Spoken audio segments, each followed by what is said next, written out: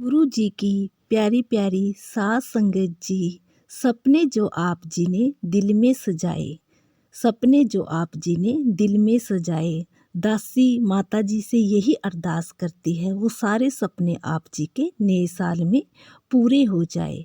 प्यारी सास संगत जी, एक दिन बाबा जी के पास एक लड़का आता है और बाबा जी से कहता है कि बाबा जी, मैं तो आपसे बहुत ज़्यादा प्यार करता हूँ ना, आपका प्यार ही मुझे सत्संग तक लेके आया है बाबा जी, वरना आज तो मुझे मरना था।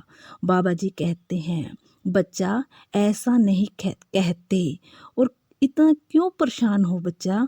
तो फिर वो लड़का बाबा जी से कहता है कि बाबा जी, जो मेरी पत्नी है ना वो मुझसे बड़ा ही झगड़ा करती है और बाबा जी मैं बड़ा ही परेशान हूँ। तो बाबा जी कहते हैं उस लड़के से कि बच्चा, दो बर्तन होते हैं वो तो खुड़कते ही हैं। प्यारी सास संगत जी, वो लड़का बाबा जी से कहता है कि बाबा जी, दो बर्तन होते हैं वो खुड़कते हैं, ये बात आपकी ठीक है, फिर यहाँ तो बर्तनों में बिंग पड़ जाती है, वो मुझसे इतना झगड़ा करती है। प्यारी सास संगत जी, बाबा जी मुस्कुराते हुए कहते हैं कि बच्चा, ऐसी कौन सी बात है, वो आपसे इतना झगड़ा क्यों करती है। प्यारी सास संगत जी, वो लड़का बाबा जी से कहता है कि बाबा जी, वो कहती है मुझसे कि मुझे सारी तनख्वाह मुझे दे। तो बाबा जी कहते हैं कि बच्चा, अपनी सारी तनख्वाह उसे दिया कर। प्यारी सास संगत जी, फिर वो लड़का कहता है कि बाबा जी, मैं उसे अपनी सारी तनख्वाह भी दे दूं, क्या फिर वो मुझसे झगड़ा करना छोड़ देगी। बाबा जी, वो झगड़ा करना नहीं छोड़ेगी।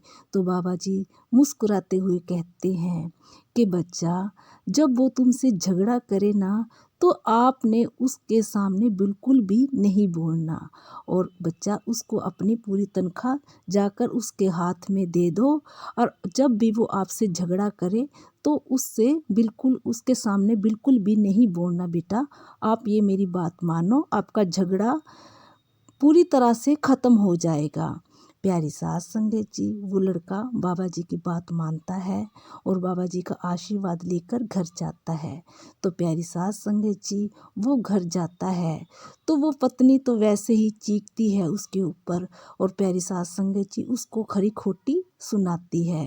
प्यारी सास संगत जी, वो लड़का कुछ नहीं कहता और जाकर अपनी पूरी तनख्वाह उस अपनी पत्नी को दे देता है।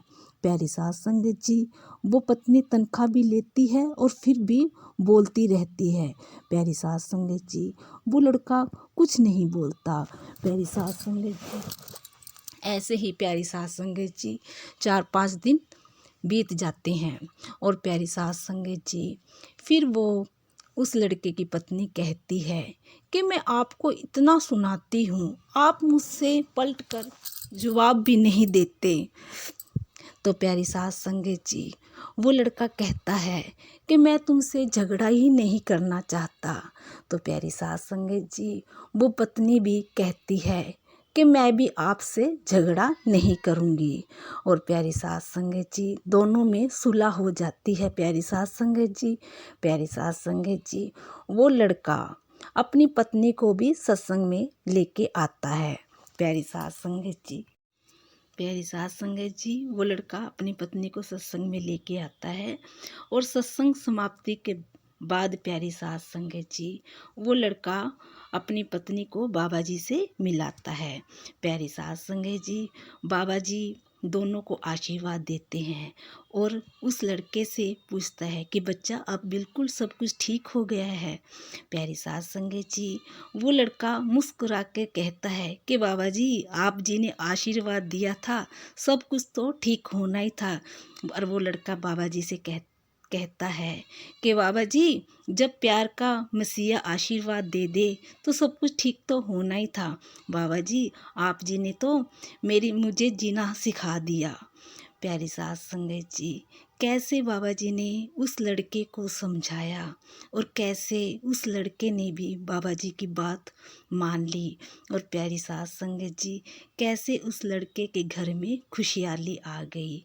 प्यारी सास संगत जी, जब हम अपने गुरु की बात मानते हैं ना प्यारी सास संगत जी, तो प्यारी सास संगत जी हमारे घर में खुशहाली आ जाती है। प्यारी सास संगत जी प्यार से